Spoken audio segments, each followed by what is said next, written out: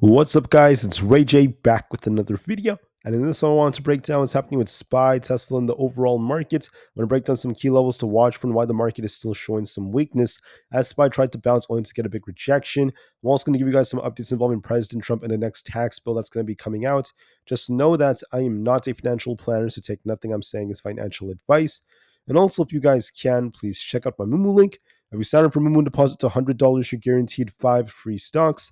If you deposit $2,000, you're guaranteed 25 in total, and deposit $5,000, you're guaranteed 60 free stocks.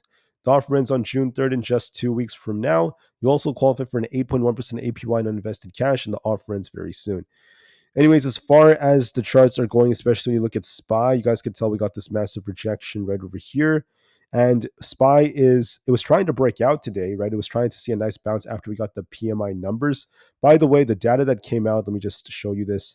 It wasn't bad. The S&P Global Composite Manufacturing and Services PMI numbers were looking pretty good today. That's part of why the market saw a bit of a bounce. It was also a somewhat technical move. But the problem is that even though we tried to bounce to 586, we saw SPY get a rejection off our 20 EMA. And now we're going to return back down to the 50 EMA at this 580 area. So now we have to see, can we hold 580? If we can't hold this, I do expect us to dump to 575 or below. I'll be watching that very, very closely as time goes on. So I'll talk more about the levels in just a couple of minutes. I first want to talk about geopolitics and President Trump.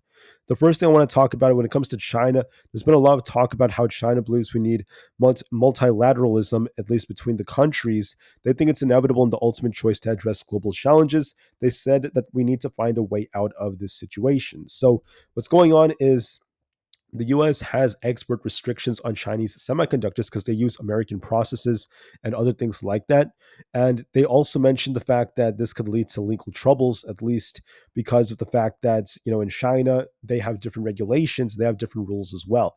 In China, they're saying that if the US does put some kind of ban on their semiconductors or restricts them too much, they could face legal consequences. So that led to a lot of criticism, at least on both sides. And it led to a lot of tensions between the US and China as a result. So keep that in mind. That's what's been going on so far. And that's why they're trying to work to fix things. On top of this, we had President Trump saying something very important. President Trump said the one big, beautiful bill has passed the House of Representatives. This is arguably the most significant piece of legislation that will ever be signed in the history of our country.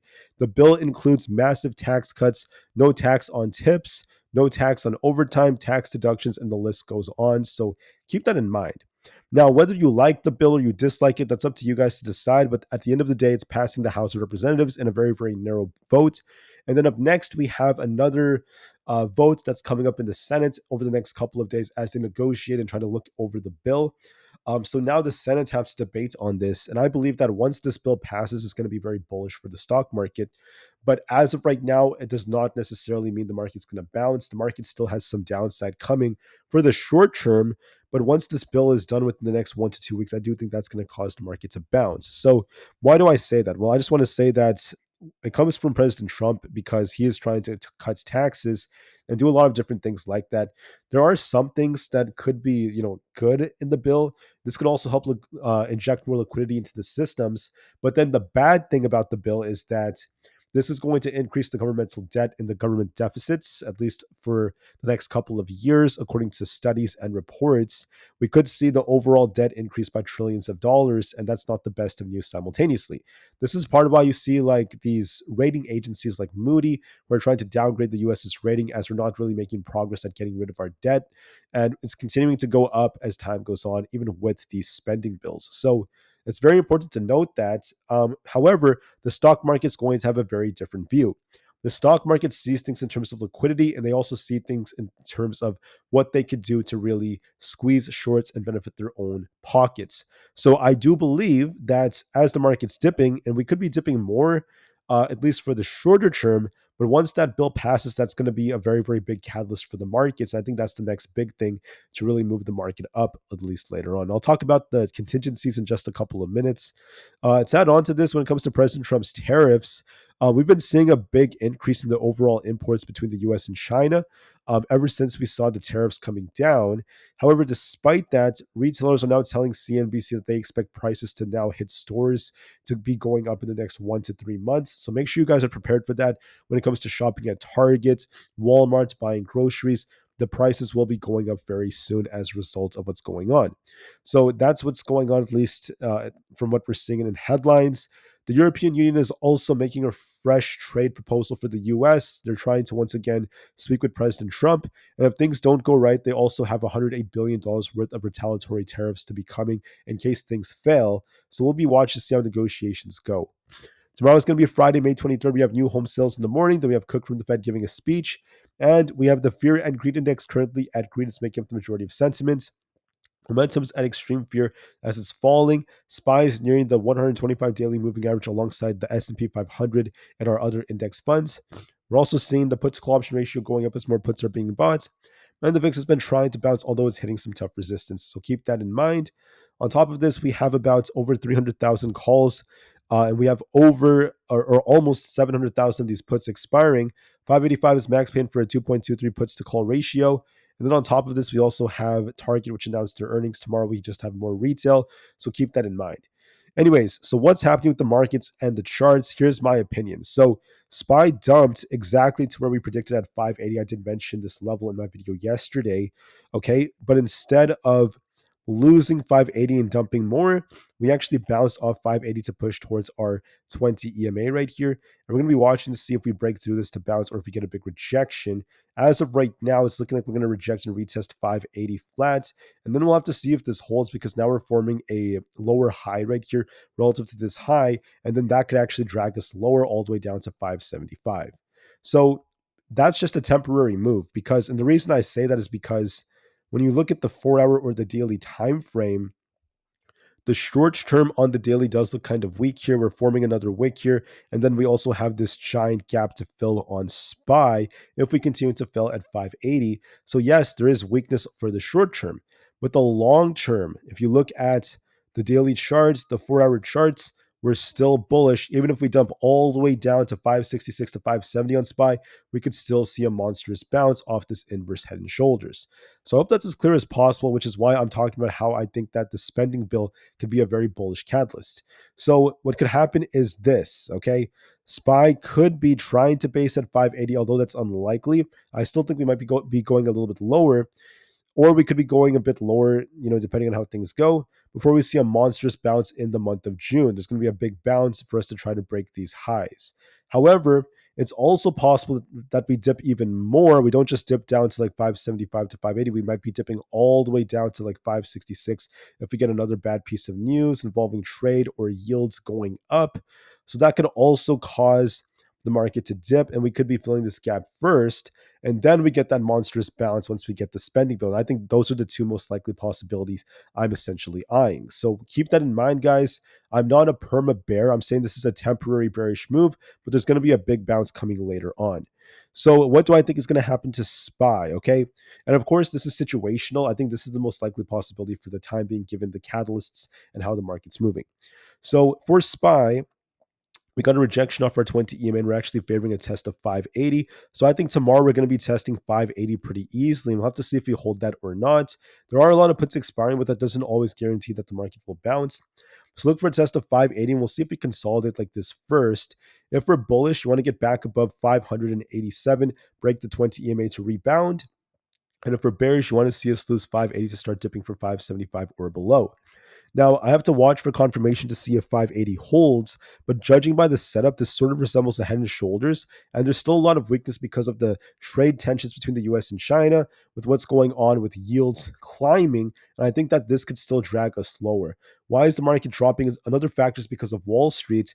They want to buy the dips. They want a discount. That's what they're trying to do. They're going to get a discount, and then they're going to be launching the market right back up when the time is right.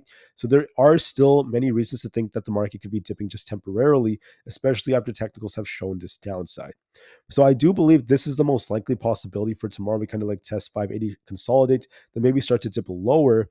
But that's assuming we lose 580. So watch for confirmation if we lose 580. If we do, we could be looking for further downside. And then this is just a temporary move down, at least for now. That's what I'm essentially eyeing. For the QQQ, it's the same thing. So when you look at the QQQ, okay, we're going to go over this real quick on the daily time frame.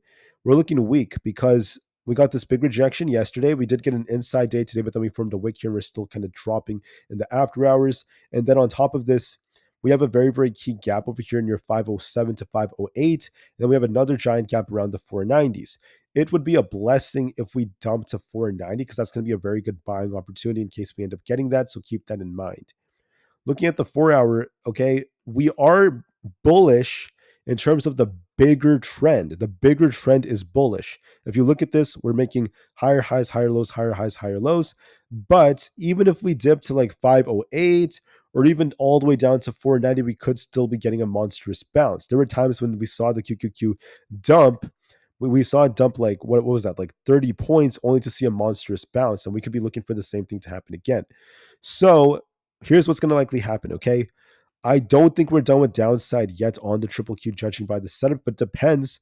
If we get back above 515, we could try for 517 to 520, so keep that level in mind in case we reclaim that. But as of right now, it's looking like we're rejecting off this. So if we end up dipping lower, we're looking for a retest of that 508 to 510 area. We'll see if we bounce. If we don't bounce there, we could be dipping even more. So I think the most likely possibility is we reject and we start dipping to like 508 to 510, and we'll see if we bounce from there. If not, we could be declining even further all the way down towards 500 flats, if not the 490s, to fill this gap for more potential downside. And then President Trump's overall spending bill could cause this to bounce again. So keep that in mind, okay? So that's what we're essentially going to be watching for.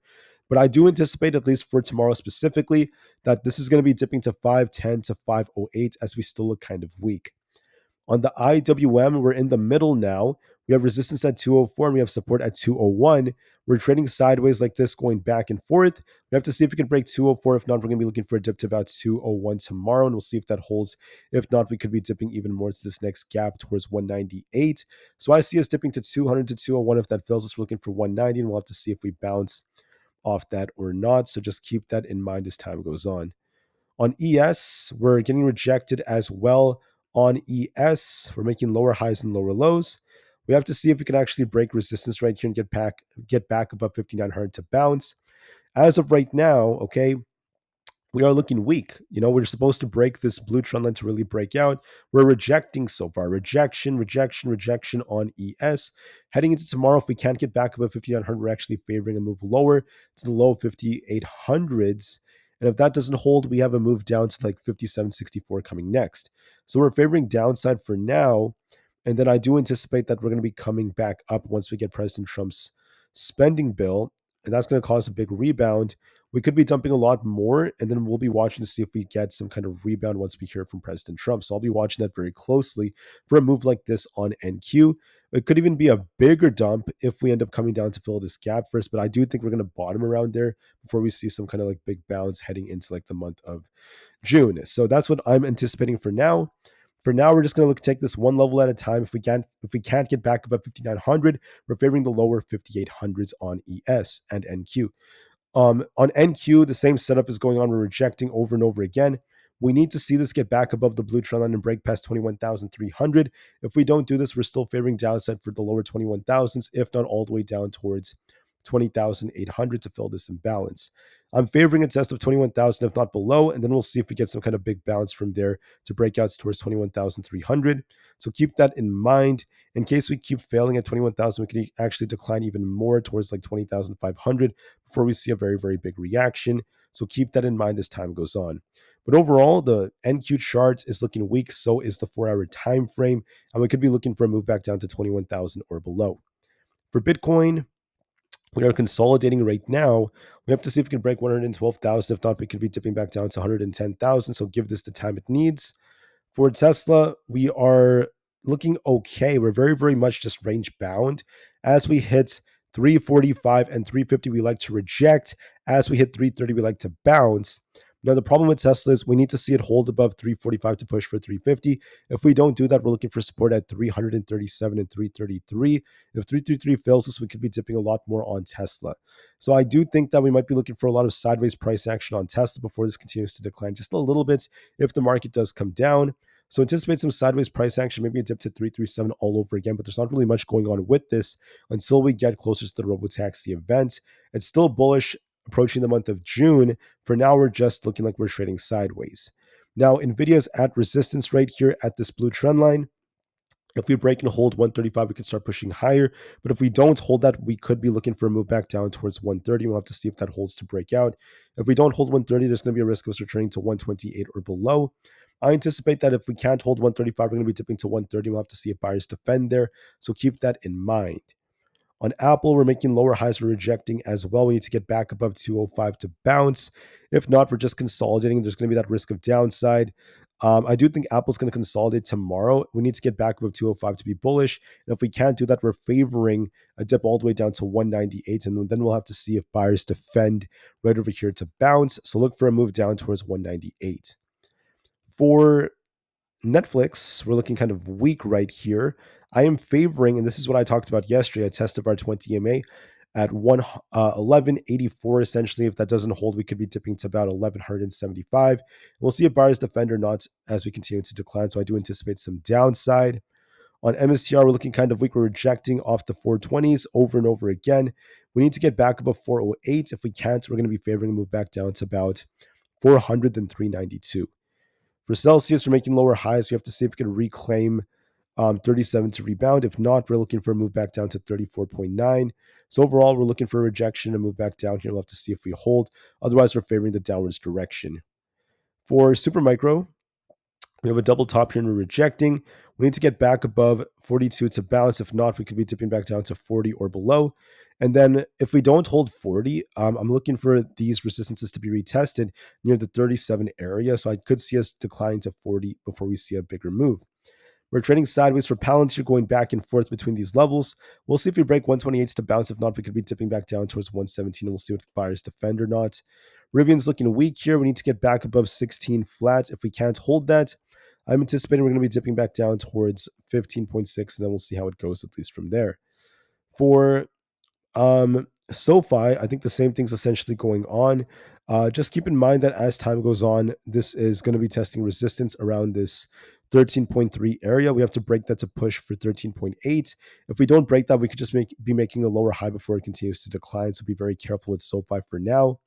AMD is in the middle. We need to break past 112 to be bullish, 112.8 to bounce. If we lose 110, we're looking for a move back down. So we're going to be likely testing 108s to 110. We'll see if we bounce. If not, we could be coming down to fill that gap. So give this some time. ARM is making lower highs here. We have to see if we can break past 130. If not, we could be dipping back down to 127. So watch to see how well we hold above resistance. If not, we could be dipping to 127 or below. So give this the time it needs. For PayPal, we're making lower highs here, so we could be dipping to about 70.8. If that fails us, I'm looking for this gap fill all the way down to the low 70s. For Coinbase, we have a bullish wedge forming here. As long as we don't end up losing 261, we're favoring a push for basically 278. For Amazon, we're trying to curl, but the problem is that we are failing to hold above 203. If we hold 203 tomorrow, we could try to bounce for 205. But if we don't hold this, as we're rejecting so far, we're looking for 200. If 200 breaks here, we have a gap to fill back down to about 192. We need to hold above that. Otherwise, we're looking for a rejection. Meta is also making lower highs. It's consolidating, but it could be dipping back down to about 627. Google got a rejection here. We need to get back above 175. If not, we could be dipping back down to fill this gap around 169. So give this some time. On Microsoft, we're rejecting as well. We're going to be looking at support at 450 to see if this holds. If not, we could be dipping even lower towards 445. So give that some time. Look for a test of 450 just to be safe. For DJT, we're consolidating. Could be dipping to, once again, retest 24 flat. The VIX has this inverse head and shoulders set up off this break of this wedge. We have like a left shoulder, a head, and a right shoulder. And we're going to see if we can make a higher low. Can we hold 19.35 tomorrow to bounce? That could favor downside for the markets if that ends up happening. The 10-year and also the dollar are also starting to bounce a little bit. So we'll see if this pushes higher. So my view is quite simple. I think that the market's going to be dipping to 580 for SPY, and the QQQ is going to be dipping tomorrow morning. But then we'll have to see if we can hold these supports. We have 580 as a big support on SPY. If we don't hold that, we're looking for a further decline just temporarily. Then we'll see if we end up coming down to fill these gaps below. So just keep that in mind as time goes on. And keep in mind, it's just a very, very temporary move down. This may last a week or two before we see a monstrous bounce. Okay, so we'll be watching 580 to see if it holds. If not, we're looking for 575 to potentially be tested for a temporary move down. We'll see what happens from that point on. But thank you all for listening. I hope you guys have a good rest of your day, and I'll be back with another upload as soon as tomorrow before market open. Until then, I wish you all the best. I wish you all the best. Have a good night, and I'll see you guys very soon tomorrow. Thank you for listening, and peace out.